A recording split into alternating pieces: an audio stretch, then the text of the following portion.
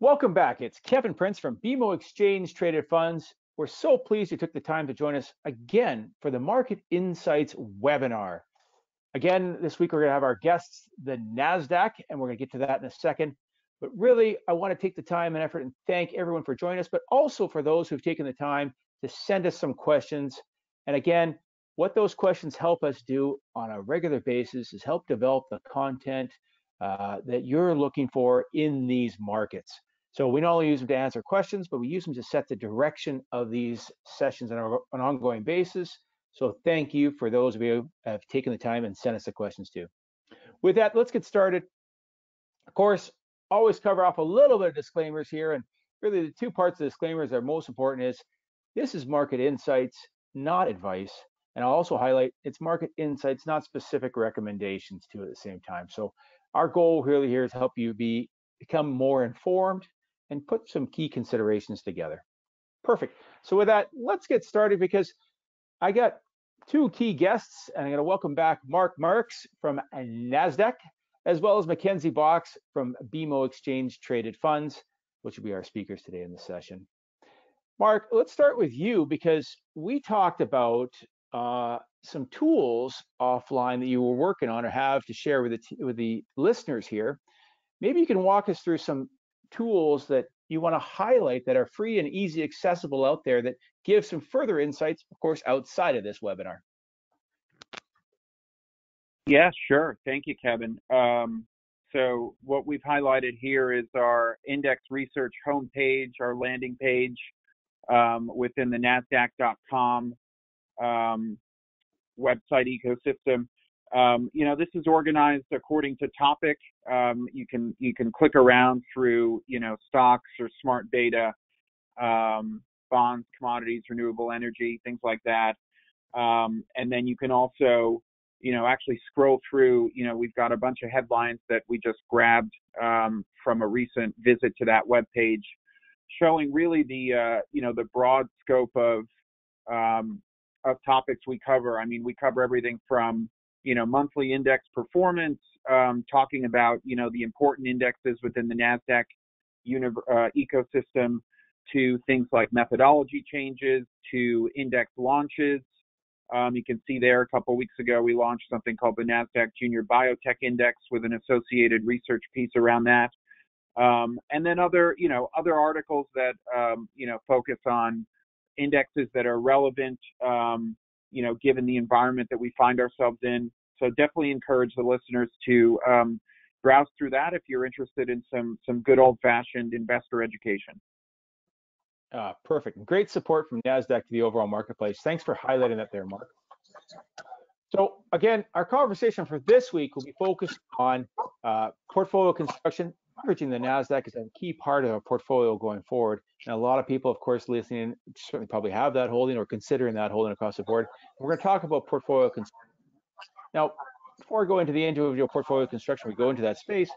Mackenzie, let's just talk about maybe why an ETF makes sense as a tool to hold the Nasdaq across the board. I know we talked about this last week, but let's do a quick little refresher on that, please. Yeah, thanks, Kevin, and thanks everyone for joining again today. We did mention this last week, but I do think it's worth mentioning again, given all the media that we've seen about some of these big names and all the buzz around the Nasdaq lately. When it comes to investing in some of these big tech names that have really exploded in the recent years, it really does highlight the benefits of ETFs and why it makes a lot of sense. Looking at Amazon here, just over $3,000 per share, with a board lot equating to well over 300,000. That's not very attainable for most people. So with an ETF, you're able to get that exposure to all these larger, bigger companies in a single ticket solution, as well as providing diversity so that you're not putting all your eggs in one basket. So, with an ETF, it's cost efficient, it's diversified, and it's easy to access. So you're getting that exposure in a one ticket solution. Thanks for that, Mackenzie, and you're absolutely right. I mean, with a board lot of 100 shares, putting over $300,000 together just to buy an Amazon is a challenge, let alone the other 100 stocks of the Nasdaq across the board. So thanks for highlighting that. And then, of course, ways of accessing the Nasdaq itself. We're pleased at BMO that we launched the first one, but maybe Mackenzie, walk us through a couple of the other examples of ways to access the Nasdaq. Yeah, and we mentioned this one last week as well, but I do think it's worth highlighting. You know, there's various different ways you can access Nasdaq ETFs, both in Canada and the US. You just want to be mindful of things like fees, as well currency. You know, if you're looking for a hedged or unhedged version, we at BMO ETFs have both those options. iShares also has a hedged version. You do want to be mindful of the AUM of the ETF. And the other thing, especially when you look across the border, you want to be mindful of currency conversion costs, which in some cases you can get hit with both ways, and as well sometimes the tax implications when you look across the border, like T1135, different things. So there are lots of solutions out there in terms of ETFs with giving exposure to the Nasdaq. You just kind of want to look under the hood and make sure you're getting what you want, whether it's hedged, unhedged, and you know you're looking at fees and everything else. Perfect. And I'll also highlight there's options too on the Nasdaq, and for that matter, you can options on the ETFs too, for that matter, in the marketplace. One quick typo here, I just noticed the Nasdaq from BMO was actually launched back in 2011 in January. So a little typo there. Sorry on the ZQQ. Let's get into the actual construction of the Nasdaq if we can with you, Mark. What I want to take a little thought process here with you is you certainly hear a lot of news in the broad market of the Nasdaq, but a lot of the news kind of focuses on the top 10. Maybe talk to us about the construction of the Nasdaq, but also, you know, what else is in there and some key metrics there too. Thanks, Kevin. Sure. So, I mean, we did review index methodology last week. Just as a quick recap for folks who might have missed that, the Nasdaq 100 index is essentially the top 100 companies listed on the Nasdaq exchange by market cap. It is not an index that is determined by a committee, unlike the S&P 500 and the Dow Jones. As long as you are not a financial company and you're listed on the NASDAQ and you're one of the top 100 biggest companies with those conditions, you pretty much make it into the index.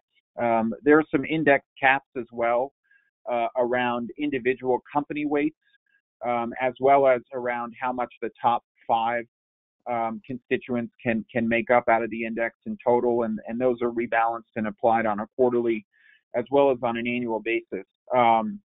So with that having been said, just wanted to recap, you know, how much do the top 10 really make up in terms of weight for this index?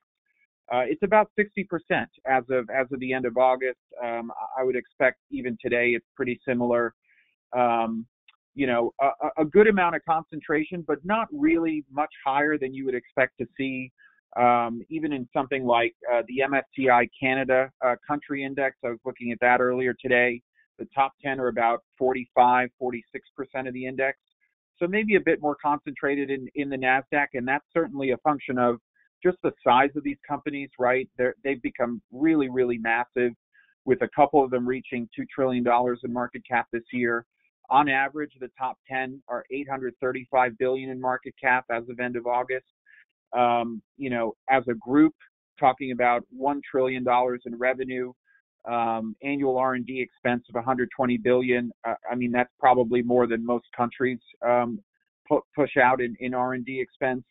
So really, really a massive, you know, massive market cap weighting to the top 10.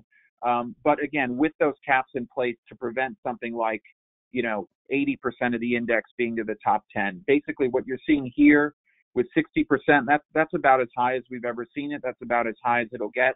And then you still got 40% of the index, you know, allocated outside of the top 10. So let's take the next step, because we're going to spend the time today and talk about portfolio construction. Of course, when you talk about portfolio construction, the first thing is to take a look at what's in the portfolio, and we're going to use the NASDAQ as kind of the core discussion for portfolio construction today. So, Mark, why don't you walk us through the existing portfolio of the NASDAQ, a little more detail by sectors, and give some insights of that construction itself. Totally, yeah. So just as a quick footnote, the way we think of sectors within Nasdaq is under the ICB framework, which is basically the FTSE Russell definition of sectors. So these are maybe a little bit different from what people are accustomed to seeing from someone like S&P. But basically, very heavy allocation to tech. 55 to 60% of the index has been tech all year and for several years running now. We have, industrials as a pretty small weight, around 5% of the index. Consumer goods, about 7%. A lot of that is just Tesla and Pepsi. I would say those two make up about half of the total weight to consumer goods. You've got healthcare at a pretty healthy weight of 7%, consumer services at a weight of 22%. And, consumer services is, kind of a catch-all because it includes companies like Amazon that really you would think of as more of a tech company. But the fact that, it is a consumer-facing business for the most part, it continues to be classified as consumer services. Amazon makes up close to half of that consumer services slice. But you've also got names like Comcast, the big cable provider and media company, as well as Costco in there. Some of the travel companies, Booking Holdings, some airlines, Expedia. So, a pretty good diversification, I would say, within, with somewhat of a concentration in tech, consumer, and healthcare facing. And then, just on the right in these other charts, we've got the pure returns by sector mapped out. You can see consumer goods really stands out. Again, that's mostly Tesla, being up over 400% year to date. You can see that tech as a sector is right in line with the Nasdaq 100's overall return for the year. So not really outperforming, not underperforming either. Really just kind of right in line with what's going on with the index overall and contributing a little more than half of that index return year to date. Thanks for that. And then, of course, these are not locked in mixes. The market capitalization will drive the asset mixes over time and have changes across them. One key thing you highlighted last week, and maybe we just reinforce that, is the growth element and the growth focus of the NASDAQ, and the fact that they're focused on companies that are focused on research and development. Maybe quickly touch base on that as I advance to the next slide. Yeah, sure. So, for reasons that are even unclear to us at Nasdaq, we've just had a tremendous history of attracting companies that IPO in highly innovative sectors. So even within something like healthcare, we have an overrepresentation to biotech because that tends to be a much younger sector with more innovative companies that have listed in the last 20 or 30 years. That certainly extends to tech as well. Just on average, right? If you're a Nasdaq listed company and as a result of that, you're in this index, you tend to be younger, you tend to be more focused on innovation. R&D expense for Nasdaq companies tends to be about 2x versus the S&P 500. So, that's just how it kind of plays out. And part of that is a function of when companies have listed on the Nasdaq. It's been more recently, it's been in the more innovative sectors. And the fact that, because there's so much of tech in here, that's just the nature of that sector, right? Companies are going to be more focused on R&D there as opposed to, the more traditional forms of CapEx. So here we just wanted to show, we showed the weights of the sectors year to date and their contributed returns. We wanted to also just kind of, mark to market that versus last year. And, you can see that there's not really that much of a difference, at least in terms of the sector weights. You can see consumer goods didn't have as good of a year in terms of their contribution to return and their pure return because, frankly, Tesla didn't have that great of a year last year and is doing much better this year. But I also wanted to point out all the way on the right, you've got the benchmark sector returns for the full year. And what that's basically telling you is, okay, outside of the Nasdaq 100, right? If we look at all the companies that Nasdaq indexes, classifies as technology, and were to create a pure technology sector index, what was their return for the full year in 2019? It was 42.5%. Well, what was the return of just the tech companies within the Nasdaq 100? 51%, just over 51% for full year 2019. And as you go down here, you can see pretty much in every case, the companies that tend to make it into the Nasdaq 100, the largest ones, they're also outperforming their broader sectors, and we love to see that every time we do this analysis. What I also like about this chart too, it further shows the where you can look to be complementing this as we talk about portfolio construction going forward, is that you can see where the overweights are and where maybe some places you want to be additive towards it. One of the areas we talked about outside of this was financial services, because it is a large holding in Canada. Mark, talk to us about that as kind of a complement towards the NASDAQ here. Yeah, so this is a version of a chart that we do whenever we talk about Nasdaq 100 fundamentals, and we talk about sector divergence in performance, and just really how much since the financial crisis in 08 and 09, financials have diverged from tech especially, and so what we're showing here is just Nasdaq on the left, Nasdaq 100 price return versus Canada financials, our own proprietary index of financials in Canada, versus on the right-hand side, it's just the total returns with dividends included. And this is not to knock on Canada financials in particular. This is the same story in the U.S., the same story if you look globally. Financials have been a substantial underperformer over the last 10 or so years. And you look at Canada, and I was looking at this earlier today, the MSCI sort of the MSCI all sector index for Canada, market cap weighted, has about 1/3 of its weight allocated to financials, another 26 to 27% to materials and energy. So 60% of Canada as a country, right, as a stock market, is financials, materials, energy, sectors that are pretty much non-existent in the Nasdaq 100. And, while those sectors tend to be really good in terms of dividends and income, right, you can see the big difference in returns for the Canada financials between price and total return.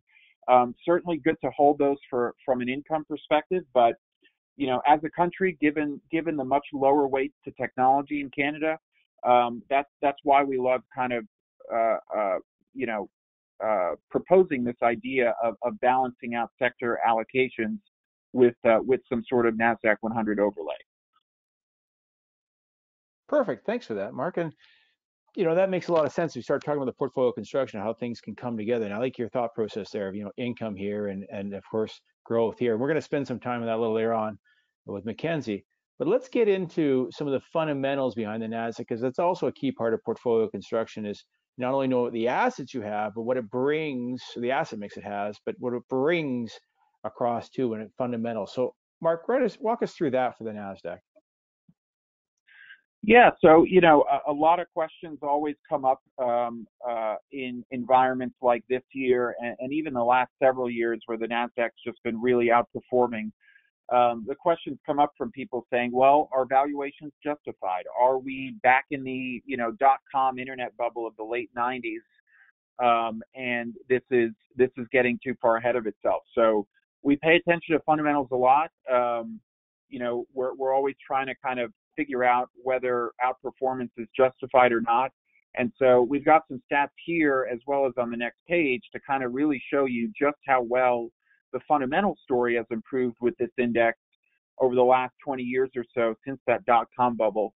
You can see since 2003, this is compound annual growth rates, right? This is saying on average, the earnings of this index are growing by over 20% a year. The revenues are growing by 13% a year. Dividends are growing by 26% a year. What does that mean? Well, I mean, even in the context of, the price going up so much since 2003, as of year end 2019, right, going into this year where it's been a very strange year, certainly, But just going into this year, right? Compound annual growth rate of the PE of the Nasdaq 100, 9% a year decrease. So it's actually been getting cheaper relative to fundamentals over a very long time horizon. And we'll talk about a little bit later maybe why 2020 is an exception. Let me advance to the next slide because let's just tie that right into this conversation around fundamentals. Because I know you did some historical charting here too. Yeah, I mean, this is just showing, relative to the S&P 500, what that fundamentals growth in the Nasdaq 100 looks like visually, right? We gave you the compound annual growth rate. This is how much they've actually increased since 2003, using 2019 as the last full year of data. Earnings have increased by a factor of 22 times versus only 4 times for the S&P 500. Revenues by 6.5 times versus only 2 times for the S&P 500. And dividends, we started out from a very low base, so that kind of makes this comparison a little bit unfair. Overall, the S&P 500 does still pay an average dividend yield that's close to, I would say 80% or so higher than the Nasdaq 100. But we are quickly catching up as these companies mature. Companies like Apple that didn't used to pay a dividend 10 years ago and now pay a very healthy dividend and buyback yield. On top of that, you're starting to see the index mature and really catch up in terms of income as well. So let's go keep on the ratios for a second here, because market performance and technology has certainly been a big aspect of this year and big conversation in this year. Talk to us about the PE ratios and, of course, the recovery story behind that over the long run. Sorry. Yeah. So this is just showing you visually, right? Especially if you focus in on the orange line, it's showing you what the PE has done since 2006 or so, and prior to this year, which has been quite an outlier. We were hovering at a range of, call it mid-20s to upper 20s in terms of PE, much lower than what we were seeing, 15 to 20 years ago. And what's happened this year is, if you follow that blue line, right, sales per share has kind of really flatlined, which is not a surprise, right? There's been a huge impact on revenue for a lot of companies in the U.S. and globally this year with the pandemic. So revenue growth has taken a bit of a pause. It hasn't fallen. It's mostly just flatlined. And we've set new records for the index in terms of price. And there's a bit of I think a catch-up phase that needs to take place to justify next year's forward-looking PE. And we've already seen that happen this month, right? We came into September almost at a PE of 40, right? A lot of people were saying that's probably too high. We need to wait to see if earnings and revenues recover next year to justify that. And, this data is as of about 10 days ago, but we're pretty much at the same place today in terms of index price levels. You can see we've already justified that PE going a bit lower to closer to 35, 36. And I would expect that to mean revert even more over the course of the next year. Some of that may be, the index will take a bit of a heat check and sort of pause its upward growth, and just wait for that earnings and revenue story to pick back up. So what we're going to do now is we're going to take the next little bit and just spend a little bit of time with S&P 500 and the Nasdaq as we set the stage towards overall portfolio construction. Part of that is really to understand that ETFs are great tools to access both the S&P 500 and the Nasdaq across the board. Mackenzie, this is something on our public website that anybody can access themselves at any one time on any one of our ETFs for that matter too. Walk us through this, please. Yeah, thanks, Kevin. And this is just something you want to be mindful of when you're looking at ETFs. Tracking error is always important. If you're looking for the broad market exposure, you want to ensure the ETF is doing what it's supposed to be doing. There's actually 2 lines in both these images, which is a good thing. Shows that we have tight tracking error. And you also want to check that it's been doing what it's supposed to be doing historically. So I just grabbed a screenshot from our website, and most providers display this on their website. So just make sure you're doing your due diligence and looking at all these things when selecting an ETF for your portfolio. I've also included the yields here as well. You know, if you're looking for something to complement your portfolio, if you're looking for, you know, some more income, these are also things that you just want to be mindful of when looking at the ETFs. Then hand in hand with that, Mackenzie, as you start doing your due diligence on ETF, putting your portfolio construction together, of course, there's also key characteristics. I mean, Mark's already talked about, you know, price earnings ratios and other data sets, for example, in the Nasdaq. But this is the kind of information, and walk us through what you can get access on ETFs out there. And this is just an example of two. Of course, there's more than that out there. Yeah, so this is something that we at BMO do on a monthly basis. Again, lots of other providers provide similar information. I can't speak to if it's the exact same, but they do provide a lot of other information out there. But again, when you're doing your due diligence process, you want to look at some of this fundamental data like your PEs, your beta, your correlations, especially when you're comparing, you know, indexes versus or an ETF versus a particular index. You want to see how correlated something is to one another. There's lots of great return characteristics on these fact sheets, correlations, and then, you know, some portfolio data that goes a little bit deeper than what you'll find on the website. Yeah, perfect. And it is a good tool, and I do encourage people to put portfolios together. We'll show you some examples in a second, but take a look at the metrics behind them, because this is what you're holding. And of course, you want to know what you're buying. Is it complementing or duplicating what you currently hold? And showing you an example here of the correlations and respective metrics across the board. Mark, let's get into it on the Nasdaq here, looking at cumulative total returns. But you know, I talked about S&P. We're doing a little bit of you know, showing that analysis there. But maybe you can talk to us a little bit about the year-over-year returns and some history there, Nasdaq relative to the S&P. Yeah, sure. I mean, it's been a pretty consistent story, right, since the financial crisis in 08, when the Nasdaq 100 did underperform the S&P 500. Since then, we've outperformed 11 of 12 years. 2016 was the only year where we were trailing by a couple percentage points. And as you can see here, I mean, some years the performance has been the outperformance has been really extraordinary, including year to date in 2020. You know, those are price returns on the left-hand side. When you put it all together with dividends on the right-hand side in terms of total returns, we've got, you know, over the last 13 to 14 years or so, since end of 2006, the Nasdaq 100 returned 623% for investors on a total return basis, which is approximately 3 times what the S&P 500 returned, just over 200%. So really, really, I would say not just dramatic performance, but also consistent outperformance, where, you know, you're not concentrating gains in 1 or 2 years or 1 or 2 periods. It's most market environments, whether it's a bull market or a bear market. Thanks for that, Mark. And effectively, what I want to do now is take a look at, you know, portfolio construction through the lens of Nasdaq as a holding. And I'm going to ask, Mackenzie's done some homework in this space, and thank you for doing that. Appreciate it. We've got a few different kind of portfolios to walk you through. We're going to talk about defensive play. We're going to talk about a income and growth play. And then, of course, talk about an overall growth play.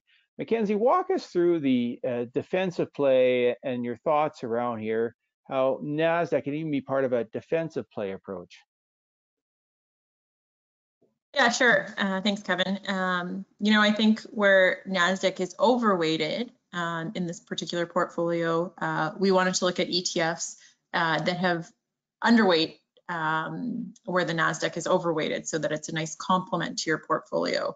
So, you know, if you're looking to be a little bit more defensive, you can look to solutions like low volatility. I mean, these are just examples, so that you're covered on the downside, and then you can layer on your Nasdaq as a risk on or risk off trade, which and then results in a more diversified mix than, you know, your typical broad market exposure.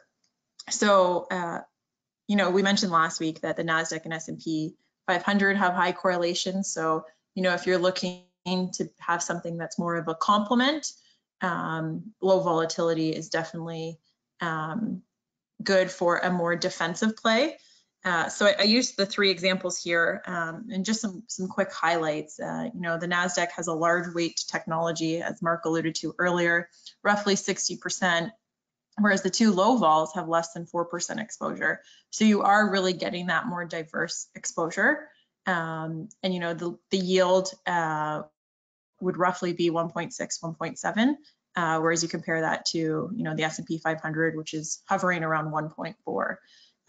So if you're looking for more defensive play, here's some just kind of opportunities. You get that broader sector exposure breakdown, which you can see in the chart here.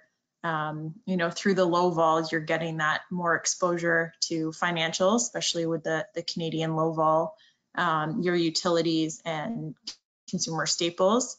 And then in the US, you get that pickup of utilities and consumer staples as well.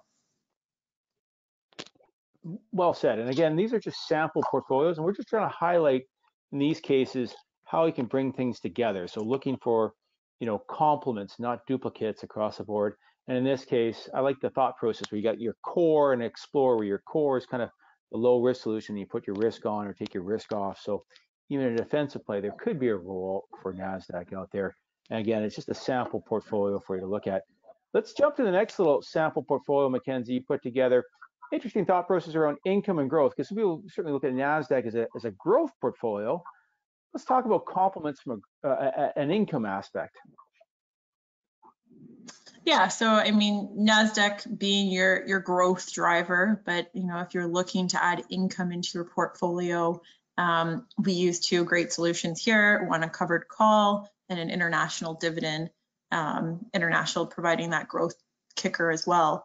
So when you do that, your technology weight comes down quite a bit, but through the covered call, you're still getting, that exposure to tech. So, you're bringing it down quite a bit, but what's really interesting is that the yield on the portfolio really picks up. So this brings you to roughly 4.4 yield. Again, comparing that to like a 1.4, 1.5 on the S&P 500. So it is really getting that income that you're looking for. Adding these particular ETFs, you get, increased exposure to tech. So you're getting that growth still, but you're also adding in your financials and healthcare. And then with the international exposure, you're getting a more diversified lens internationally, and then you're also picking up some more financial and industrials exposures as well.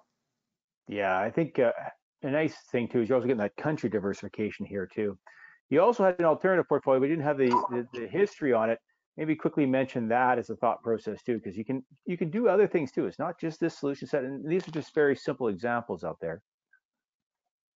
Yeah, so if you're still looking on the realm of income, we spent a few sessions ago talking a lot about ZPay.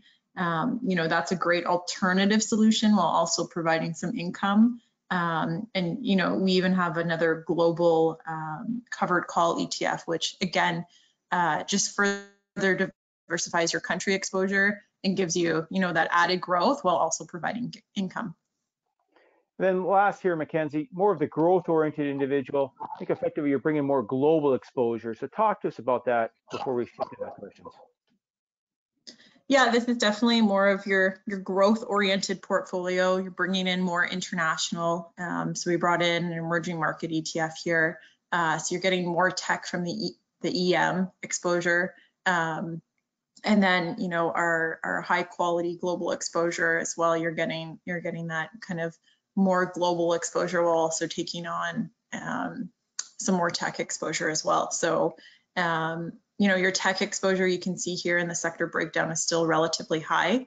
What is interesting though is that you still have your US exposure as you've got your NASDAQ, but you're also getting broader diversification to, countries like China, Korea, India, and Taiwan, which again makes the portfolio a little bit more growthy, as well as the increase increased tech exposure. And gives you more global diversification. And it's interesting to see the emerging markets, the MSCI emerging markets, ZEM for our ticker, really start to shift gears, become more of bringing up more technology into itself. Again, these are for you out there. Again, the key thought process here is take a look at where there's gaps in one area and where you can complement it and avoid duplication and bring in a more of a diversified portfolio across the board. With that, let's shift gears to a couple of questions. We won't have to go time to go through all of them today, just because we're running a little bit longer here. Sorry about that. But ultimately, let's talk first, Mark. I want to talk about Nasdaq. If there's any solutions out there where an ETF that maybe focuses on the top 10 holdings out there, or some subsection out there. Can you give me some thoughts around that? Is there a product out there? And then, practically, what's your thoughts around that? Yeah, so I'm not aware of any ETFs in particular. I was checking for this real quick just earlier and saw that there are a couple exchange-traded notes offered here in the U.S. that track the FANG Plus index, which is actually an index out of the New York Stock Exchange. Go figure. So in theory, yes, that product would offer highly concentrated exposure to the top 10. But, my question to you and to anyone else considering it is, why go for that sort of concentration risk in an investment product? What we've shown you with the Nasdaq 100 is you've got 60% of that index already allocated to the top 10. If you concentrate your exposure to just those 10 names at 100%, then, in theory, right, if it's market cap weighted, you're going to have certain names in there well over 10% weight, maybe approaching even 20% on an individual level for something like an Amazon and Apple. And if one of those has a bad quarter or a bad year and it's down, 20, 30, 40, 50%, you're not going to have a lot to offset that. So, my personal opinion is that, these products are interesting maybe from a sort of speculative day trading perspective. There's a couple leveraged options on that exchange traded note tracking the FANG Plus, but it's more of a curiosity at this point. I do not think that it's really an appropriate long-term investment product. Thanks for that, Mark. And actually, it's interesting too. We were talking a little bit before this, is that the of course, in FANG, Netflix is now out of the top 10. So, good point, as it wrestles back and forth in that last spot. Mark, staying with you for a bit, of course, the Federal Reserve, there's been some announcements out there, and maybe give us some clarification around that and what the impacts it means towards the Nasdaq. And of course, there's an element of Tesla has been part of the headline news too that drives this question across the board. Maybe you can give us your thoughts in regards towards that and how it's relevant towards the Nasdaq itself. Yeah, so I'll take Tesla first, maybe. I would stress that it's been a huge outlier in terms of its behavior this year. Really haven't seen a large cap stock behave like that in probably close to 20 years since the tech bubble. Very, very highly speculative trading in both the underlying and in the options on Tesla. And, the fact that it didn't make it into the S&P 500 a couple weeks ago, I think was a heat check for people who were trying to front run that and expect that, it was going to get added and then get bought up by all the ETFs and mutual funds tracking the S&P 500. So I'm not surprised that Tesla's been, cooling off. But, in terms of the Nasdaq 100, I mean, it's averaged a weight of slightly under 2% so far this year. I think recently it got up to close to 3% of the Nasdaq 100. So, even though it's a huge company, not going to be driving the overall performance of the index. In terms of the Fed, real quick, they had their quarterly announcement a couple days ago, and some people I think read into that as being, like you said, potentially impactful for the outlook for tech. I personally didn't read it as that. We had the correction start in the Nasdaq at the very beginning of the month. We were down, around 10% in that first week of September. That was prior to the Fed.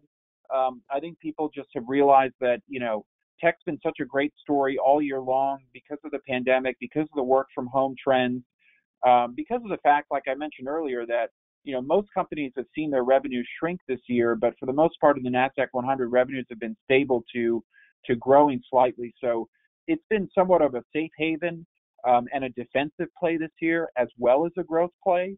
And those things can only go on for so long. And I think what we're seeing now is the market's trying to figure out, okay, now that tech's gotten a bit expensive, where do we pass the torch? Is it to financials? Is it to the other really kind of pro-cyclical, more of the value plays that will do well in a period of higher inflation potentially? And that's something the market's still working its way through figuring out. So I don't see the Fed this week with their statement and their outlook really changing anything from what we saw earlier this month. Thanks for that, Mark. And of course, your other point of that too, it kind of alludes to a good point to have a diversified portfolio and use NASDAQ as a good complement to a portfolio across the board, but maybe not everything to a portfolio. So that's all the time we're going to have this week. I did miss a number of questions. We'll certainly address them next week. Apologize for that. What I want to highlight for next week on September 25th, based upon some of the questions that came in, there's been a lot of questions in regards towards holdings and exposures. And we want to spend some time on that because when you look at an ETF, sometimes you look at the holdings and you may not know exactly what the exposures you're picking up. And so we're going to spend a lot of time next week diving into that because we want to make sure you understand when you are holding an ETF, it's the exposures that are most important, not always the holdings within inside the ETF. So we look forward to have you join us next week, September 25th, same place, same time, 1 o'clock. Look forward to you then. Have yourself a good week ahead. Cheers.